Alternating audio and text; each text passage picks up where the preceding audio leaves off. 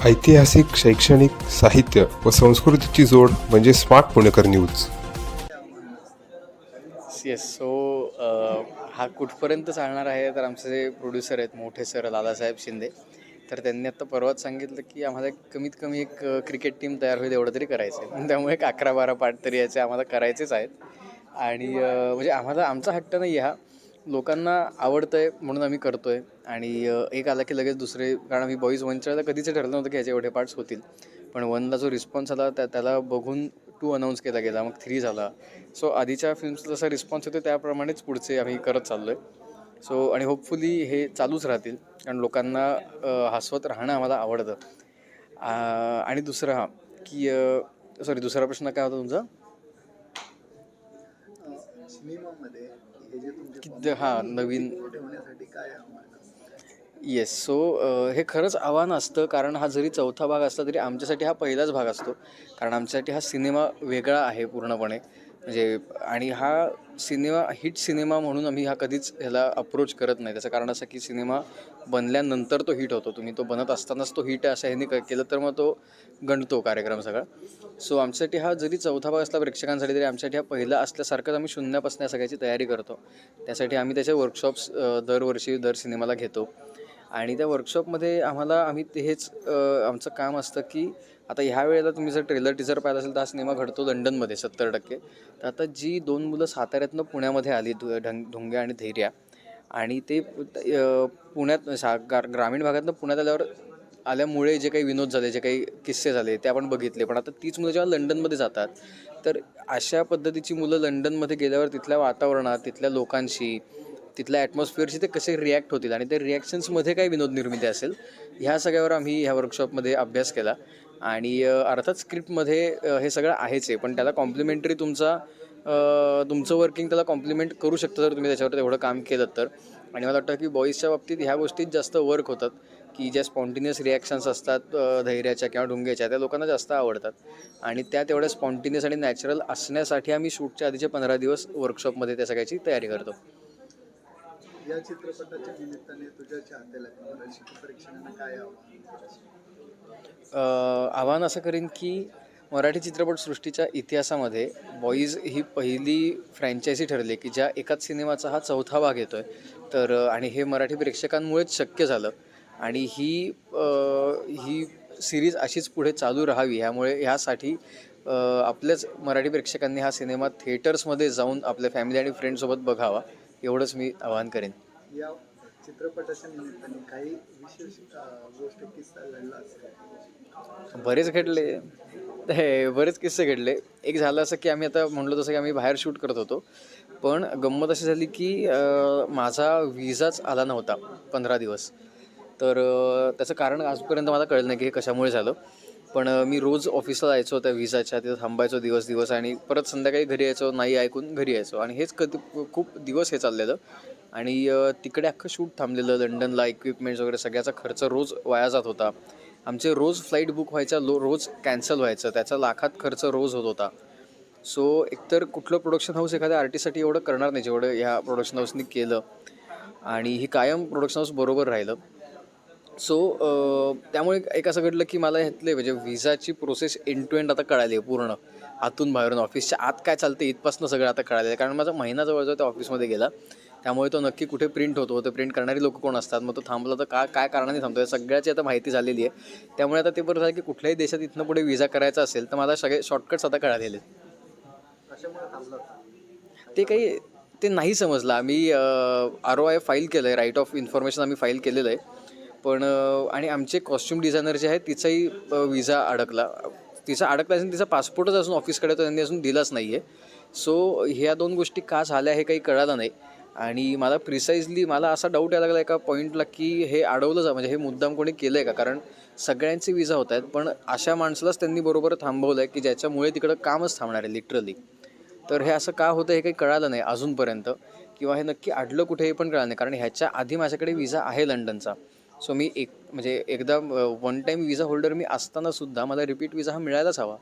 तर तो तरी पण का नाही मिळाला हे अजून काही कळालं नाही. पण आम्ही राईट ऑफ इन्फॉर्मेशन फाईल केलं आहे, ते जेव्हा आमच्यापर्यंत पोचेल इन्फॉर्मेशन सगळी, त्यात आम्हाला हे डिटेल नक्की कळेल की हा कुठे थांबला होता, किती वेळ थांबला होता आणि का थांबला होता. अगदी तुझ्यासोबत आता नवीन सवंगडे सुरू जोडले गेले, गौरव आहे, परत आपला हा आहे आधी. अभिनय तर काय आहे धमाल आहे shooting दरम्यान?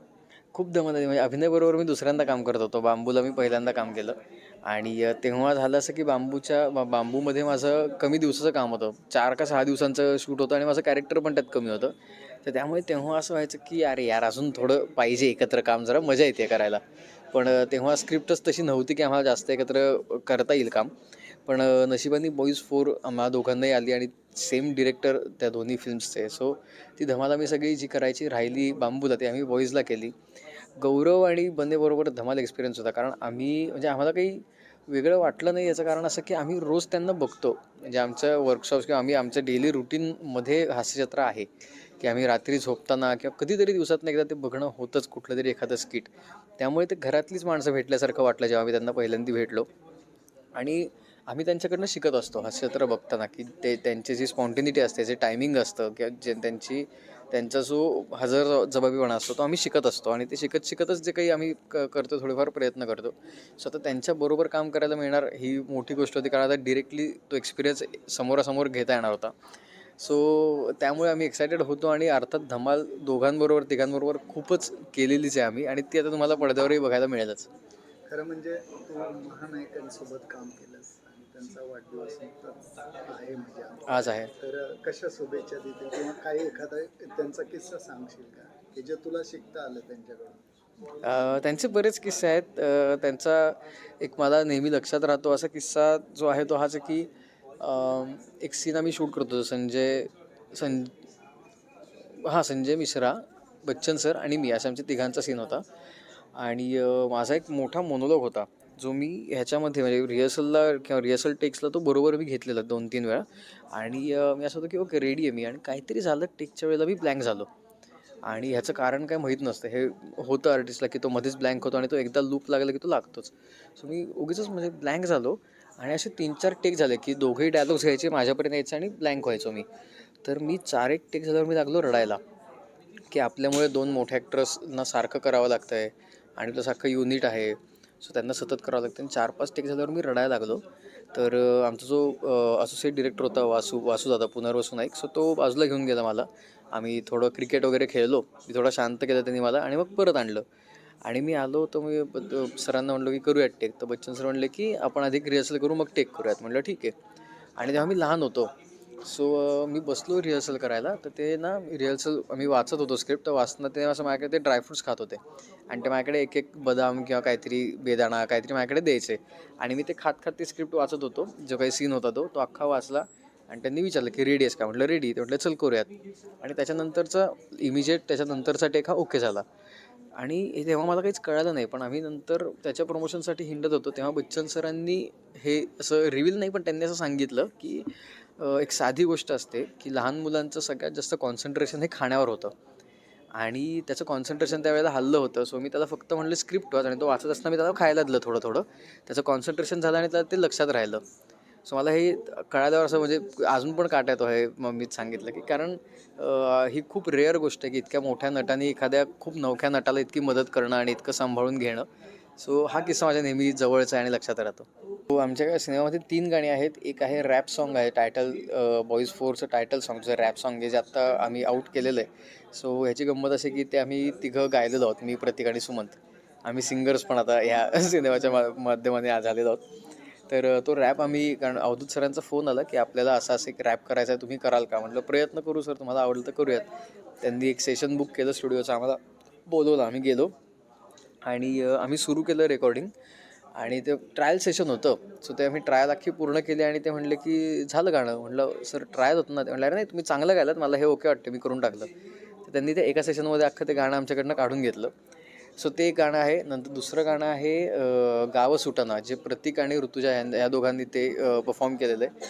की एक गावाकडचा मुलगा जेव्हा परदेशात जातो आणि त्या गावाची आठवण येते, तेव्हा तो तिथे गावाबद्दल काय सांगतो हे सांगणारं ते गाणं आहे. गणेश शिंदे जे प्रोफेसर आहेत, जे व्याख्यानकार आहेत, सो त्यांनी लिहिलेलं हे गाणं आहे. जे काही वर्षांपूर्वी फेसबुकवर आणि बऱ्याच ठिकाणी ट्रेंडिंगला आलेलं. सो तेच गाणं त्यांच्याशी बोलून त्याचे राईट्स घेऊन आम्ही रिक्रिएट केलं अवधूत सरांनी. तर ते गाणं आहे आणि अजून एक गाणं आहे जे डान्स नंबर आहे डिस्को 23 नावाचं. सो ते येणार आणि पण त्याचं दुसरं नाव आहे. सो ते पण होपफुली तुम्हाला आवडेल. ते क्लब डान्स सॉन्ग आहे. आम्ही तो रॅप जो आहे तो गायला आम्ही तिघांनी. मी, प्रतीक आणि सुमन आम्ही तिघांनी पण त्या रॅपमध्ये गायलेलो आहे आम्ही. काय थीम मध्ये होता, गाऊन दाखवशील का किंवा काय? एक हां, त्यातली एक लाईन आहे की त्याच्यात आता ती गंमत अशी आहे, ते ऋषिकेश कोळी जो आमचा आहे त्यांनीच लिहिलेलं तो रॅप आहे. जे आमच्या सिनेमाचे रायटर आहेत. तर त्यांनी ते आपली जी लहानपणीच्या बडबड गीतं असतात तर ती आता मोठी मुलं कशी म्हणतील त्याच्यावर ते केलं आहे. शेपटीवाल्या प्राण्यांची भरली आहे सभा, हॉस्टेलमधला पोरगा त्याच्या पायावर उभा, असं करत ते केलं. किंवा सांग सांग भोलानाथ मुलगी पटेल काय, सिरियस मुलगी सांग सांग भोलानाथ मुलगी हां सॉरी, सांग सांग भोलानाथ मुलगी पटेल काय, सिरियस कोणी आता तरी मला भेटेल काय. सो असं ते आता तीच बडबड गीतं कॉलेजमध्ये आल्यावर काय काय होतील अशा पद्धतीने ते लिहिलेलं आहे.